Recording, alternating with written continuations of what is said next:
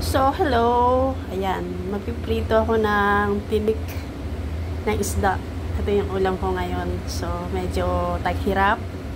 Kaya, tinik-tinik lang muna tayo. Saka na tayo dun sa laman kasi sobrang mahal ng ano ngayon ng isda. So, piprituhin ko to and luhit lang.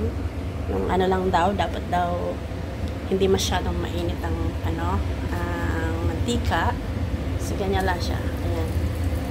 So, antayin ko siyang ito, para naman to sa susunod. Tipid-tipid para, ano, hindi tayo maghirap agad. No, para bukas sa mga susunod ay may pangulam pa tayo. So, ito lang muna. So, ito lang natin ito. Galing to ng Cebu. Dala-dala ko nung bakasyon. Actually, gift lang, ano lang to eh. Parang, libre lang to nung tendera kasi marami kaming biniling ano, tuyo.